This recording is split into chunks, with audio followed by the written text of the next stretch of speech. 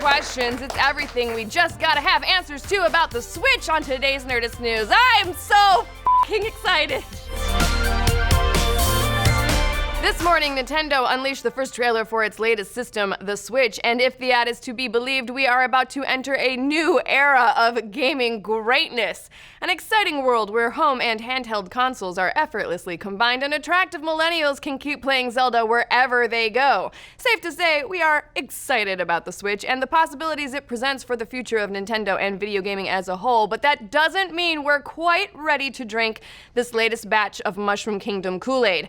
We've got a few questions we need answered about the Switch before plunking down the couple hundred coins it's gonna cost to bring home next March, except that I'm gonna be an early adopter, so f that, I don't care.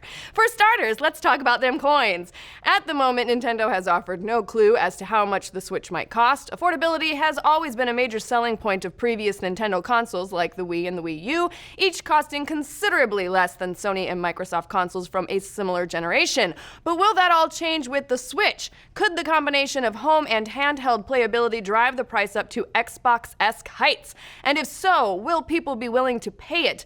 Nintendo has classically catered to more casual gamers than its competitors, and a big price hike could be a major stumbling block for them.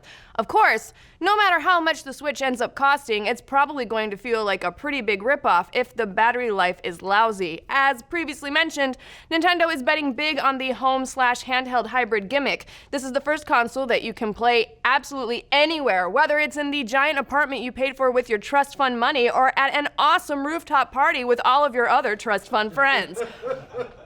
But think about how embarrassed you're gonna be if you get to that awesome rooftop party and the battery is already drained. No one is going to care that you can play the Switch anywhere if the damn thing turns off before you can actually get anywhere, and then you become a loser and no one talks to you. And speaking of the whole home handheld hybrid thing, will this combining of consoles really pay off? Nintendo has always been great about finding and exploiting the unique properties of its various consoles. The Wii utilized motion controls, while the 3DS made a big deal out of its touchscreen capabilities. Each of these features seemed especially suited to their respective systems, but will they have the same luck merging the two? With Nintendo's history of innovation, we can certainly see a scenario where the gambit pays off big time, but we can also foresee a situation where the attempt just leads to massive compromise, and we end up with a mediocre home console that transforms into a mediocre handheld console.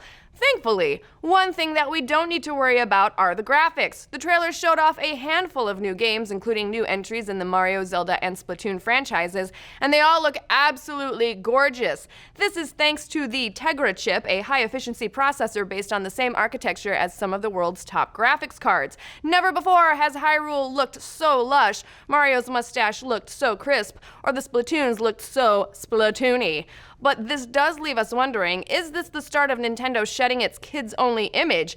Is this increase in computing power an attempt to finally take a step into the world of more serious gaming? It is very possible. You'll also notice that the trailer featured a few non-Nintendo games, including a peek at an NBA title, as well as Skyrim! And oh my god, if I'm able to play Skyrim anywhere, I am going to lose my goddamn mind! So excited. Well, I'll be playing it on the toilet. Abso-fucking-lutely. It's not even a question. Now, there are still tons more questions we want answered about the Switch.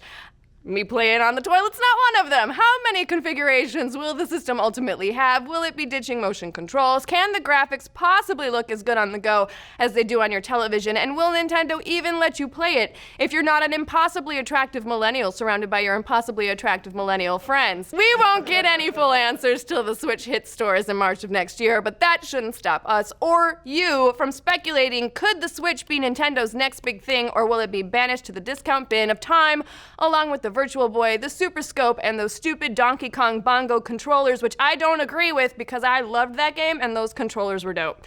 But what do you think? Do you have the same questions? Got any answers for us? Are you excited enough to pre-order, or are you going to delay your early adoption? Let's discuss. I'm totally going to buy it right away.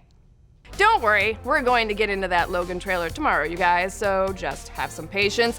There's an all-new Because Science where Kyle breaks down the science of the Flash's infinite mass punch. Join us over at Nerdist.com/Twitch today at 3 p.m. live for Nerdist News Talks Back. Plus, it's an all-new episode of Secret Headquarters. They're talking the Willy Wonka and Captain Planet reboots, and is J.K. Rowling a murderous monster? Find out at 4 p.m. Make sure you like this video and subscribe to keep getting all of your Nerdist news.